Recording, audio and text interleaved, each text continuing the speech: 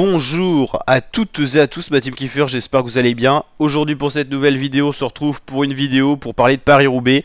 On va voir le palmarès de Paris-Roubaix depuis la création en 1896. Et donc on va parler un petit peu de tous les vainqueurs, de ceux qui seront présents cette année. Donc voilà, c'est parti pour cette rétrospective. On va reparler un petit peu de Paris-Roubaix, cette course historique de plus de 250 km qui se dispute habituellement en avril, qui a été décalée en octobre en 2021 avec le Covid. Et donc c'est parti pour cette vidéo. En 2022, c'est Dylan Van Baarle qui a gagné devant Van Aert et Stefan Kung. Ces trois coureurs seront présents en 2023 pour essayer de réitérer leur exploit. Sonny Colbrelli avait gagné en 2021, il a dû mettre fin à sa carrière à cause de problèmes cardiaques. Il ne sera pas là pour défendre son titre de 2021. Florian Vermeer chez Mathieu Van Der Poel seront bien là cette année. Van Der Poel fait partie des gros favoris. 2019, il y avait Philippe Gilbert qui a pris sa retraite maintenant, qui a gagné il n'y a pas si longtemps que ça. Nils Politt et Yves Lampaert.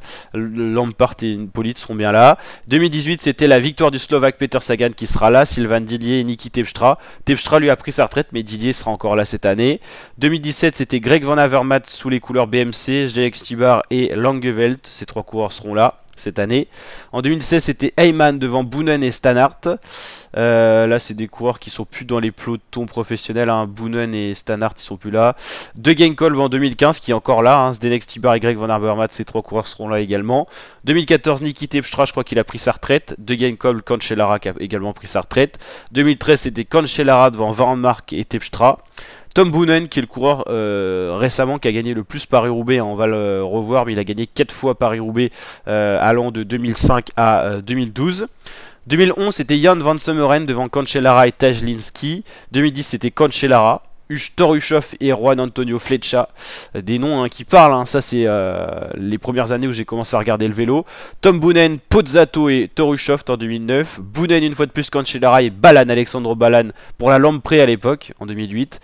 En 2007, c'était Stuart O'Grady sous les rangs de la CSC devant Juan Antonio Flecha, la Rabobank et Wasman. Cancellara, Boonen, Balan, c'était 2006. 2005, on a Boonen et Flecha, certainement que le deuxième a été déclassé pour dopage. En 2004, c'était un Suédois, c'est pas commun qui gagne le Paris-Roubaix. Backstedt devant Hoffmann et Hammond. Là, c'est des coureurs que je commence à plus connaître. Hein. Les autres, Boonen, Flecha en 2005, je connaissais, mais là, j'étais trop petit pour connaître. Donc, n'hésitez pas à me dire en commentaire si vous vous souvenez de ces coureurs.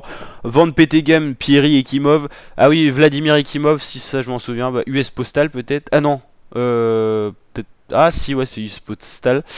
Musu, Wasman et Boonen. Bon, Boonen, je connais. Gnaven, Musu, Weinstein. Et 2000, Musu, Van Gemem, Zabel. Eric Zabel, ça je connais. Et puis le dernier français à avoir gagné Paris-Roubaix, c'est Frédéric Guédot en 1997, donc avant les années 2000. Il y avait Duclos Lassalle, Marc Madio, entraîneur de la FDJ maintenant pour les Français. Marc Madio, Bernard Hinault, Italien Francesco Moser, bien sûr. Et puis après, voilà, Eddy Merckx, forcément que vous connaissez. Louison Bobet, Fausto Coppi. Des grands noms qui ont gagné Paris-Roubaix, une sacrée belle course qui est très très vieille. 1896, elle a traversé les siècles cette course. 19e, 20e, 21e, 3 siècles qu'elle existe. Ça fait beaucoup pour une course cycliste. Les 29 secteurs pavés de 2023, les voici, classés selon les étoiles. J'aime beaucoup cette infographie. Extrêmement difficile 5 étoiles, très difficile 4, difficile 3, assez facile 2 et facile 1. Voilà, un petit peu tous les secteurs pavés. Ce que je vous ai pas dit dans toutes les autres vidéos que j'ai faites sur Paris-Roubaix, qui concernent tous les coureurs partants, le parcours étudié, tout ça, c'est que la course aura lieu avec le départ vers 11h30, l'arrivée vers 17h, diffusée sur France TV, Eurosport aussi. Donc voilà, ça c'était un petit complément que je voulais vous apporter. Le résumé vidéo sera disponible sur la chaîne YouTube, donc n'hésitez pas à vous abonner, activer la cloche. Et je vous dis à très bientôt ma team pour de prochaines vidéos. Ciao l'équipe.